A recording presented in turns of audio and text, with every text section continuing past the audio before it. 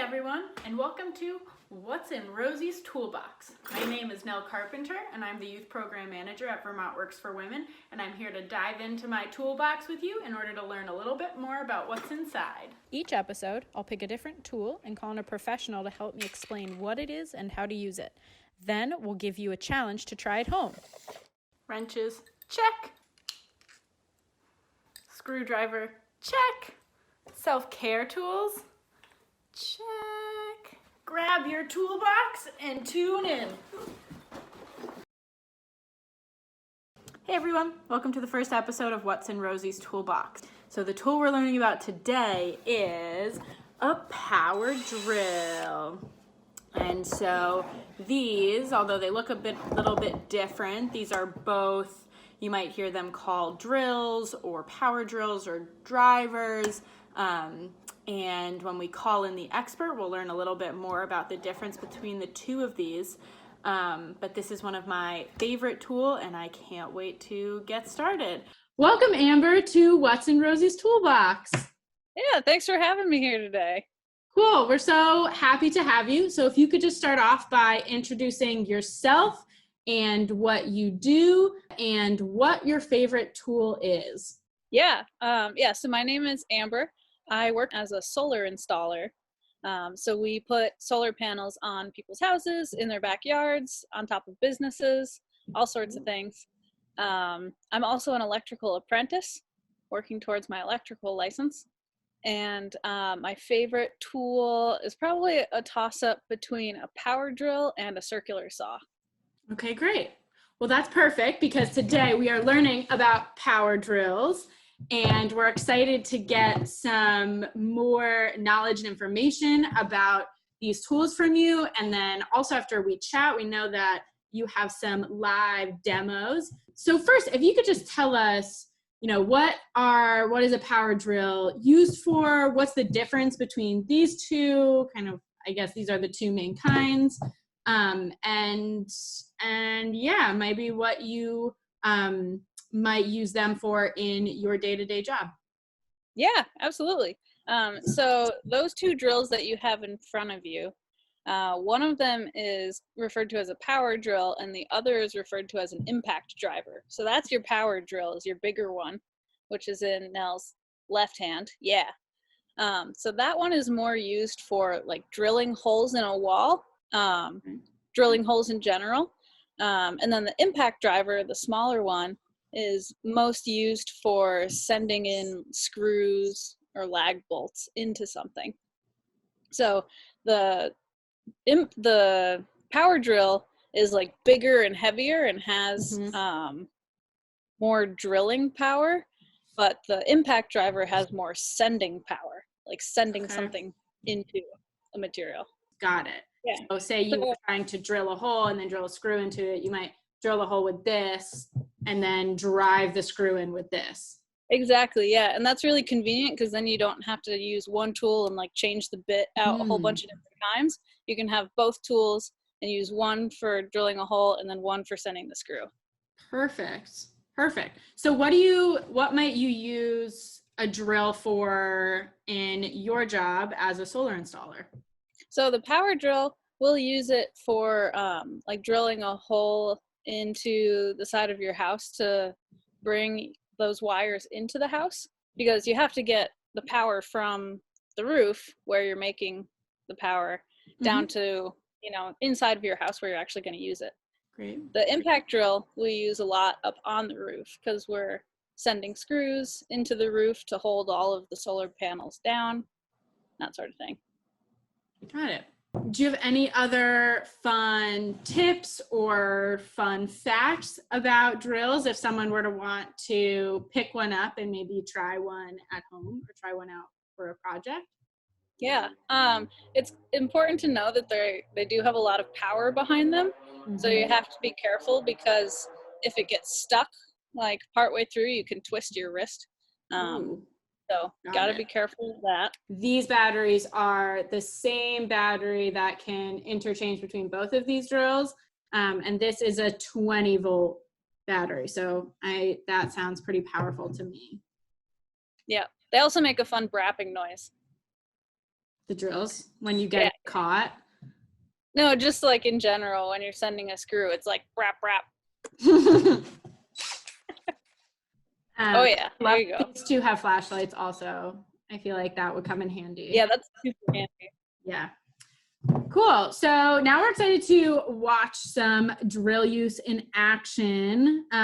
So you made some garden beds and used the drill to assemble some pieces of wood together that then were filled up with soil. Is that right? Yep. Yeah, I'm a big gardener, so I made 3 beds this spring. And would you say that compared to other tools, drills are like pretty easy to use, maybe a little bit more complicated? They're pretty easy to use. It's basically sort of like using an electric screwdriver in a way. Got it. So we'll get right on to those videos so that people can see it in action and maybe be inspired to use them from home. First off, I'll talk a little bit about the different parts of the power drill. So this is a cordless power drill, so it doesn't have to be plugged in. It has a battery that you can charge, which is great because you can then carry it around with you wherever you need to go. You don't need to be near a house or a building to use it. This here is the trigger, and the more you press on that trigger, the faster the barrel spins, so the more force you have in drilling into something. So that's a little bit of pressure, a lot of bit of pressure. The other important feature on this little black button on the side here, you can decide whether you want to drill forward or in reverse. Drilling in reverse is really helpful if you want to take a screw out of something. So if you are removing, say, a screw from the wall, you can drive it in reverse as well. And you just click it from one side to the other. If you have it in the middle, that's a safety feature so that if you accidentally pull the trigger here, you're not going to drill into something. So I always like to put the safety on whenever I put it back in my bag at the end of the day. Speaking of safety, let's talk about some of the things that you need to wear while you're operating a power drill. So the first thing is a pair of gloves, because oftentimes with drills you're working with sharp objects and screws and stuff, so it's just good to have a little bit of hand protection. The second bit, especially when you're drilling into something like wood or metal, shards can fly while you're drilling, so always have to have a pair of safety glasses. Now that we're safe, we can show a couple of the different types of bits that you can use with this drill. So the bits are what goes into the barrel of the drill, and there's a lot of different things that you can use. The most standard, what you think of when you're drilling, is you'd use a bit like this that spins into whatever material you're going to use. So this barrel here is adjustable in size. You can see if I'm spinning it this way, the barrel's getting smaller and tighter. If I spin it this way, it's getting bigger. So you can use all different sizes of bits. You want to open it pretty wide to start, put your bit in, and then just keep turning until you hear nice clicks. Then you know that's nice and secure there. So that's one type of bit, and let's see what it does. So I have a piece of scrap wood here, figure we can play with. So we're going to make sure everything's nice and secure on here. We're going to use a lot of downward pressure. We're going to drill forward. Start off nice and slow. You can see we went right through. Now this is where the reverse comes in handy, because you can put it in reverse and then back it out. Oop, lost our bit in there too. There we go. Now we've got a nice hole in our piece of wood. Now if you wanted to drill an even bigger hole, you could use what's called a hole saw kit, and this will drill a really big hole. You can see in the inside there it has a drill bit kind of like the one we just used, but then it's got this outer bit as well. So it's the same deal. We have to open the chamber here so that we can put the hole saw in.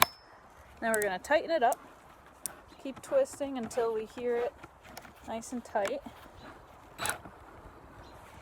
Okay, so now we have our drill with the hole saw And same thing, we're going to put a lot of downward pressure. Start off nice and slow.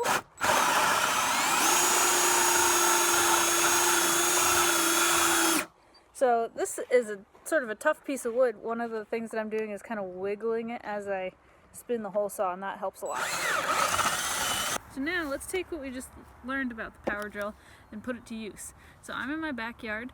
I like to garden, so I'm going to build another garden bed at my house. So I have a 2x6 board for the sides of the garden bed, but we need something to attach the 2x6s together with in the corners. So in the corners I have a block, it's called a 4x4. So what we're going to do is screw the 2x6 into the 4x4, and then we can put another 2x6 on the side. So we're going to line everything up. Now the key with this is that we're going to use the drill to both drill a hole and send a screw, because if you were to just send a screw right down through this wood, the wood might split, which is not what you want if it's going to hold soil in. So we're going to drill a tiny hole first to get it started, and then we're going to put the screw in after that.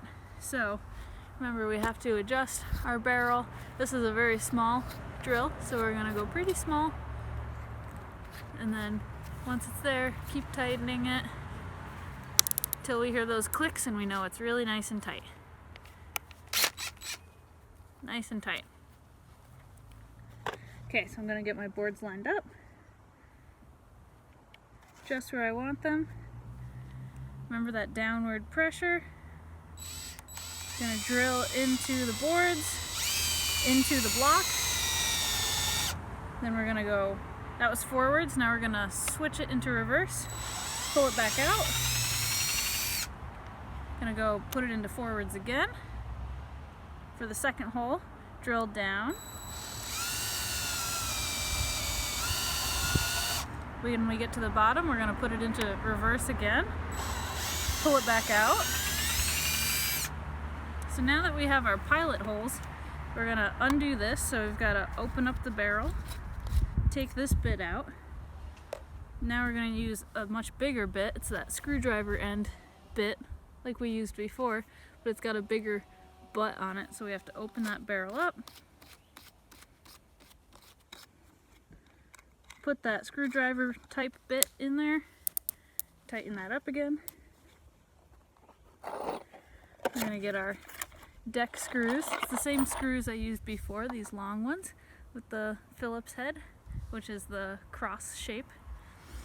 And this is what we're going to use to drill our board into our block. So we're going to put the tip of the screw right into that pilot hole. Again, downward pressure, nice and slow.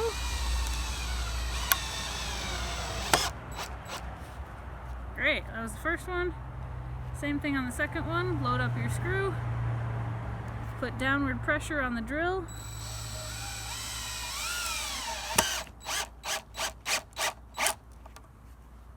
There we go. So now we have our board attached to our block with the two screws that we put in. And now our garden bed is finished. You can see, just like we talked about, we used the blocks in the corner and the boards on the sides. You can see where we sent our screws in that connect the two, and then connect all the corner pieces. It's a really useful garden bed design. Now we just need some soil to fill it in. And I can show you another one that's even taller. Built with the same concept. Blocks in the corner, boards on the side. Thanks, Amber, for those great demos. And please tune in to next week's episode of What's in Rosie's Toolbox to learn a little bit more about another tool. Thanks, everyone.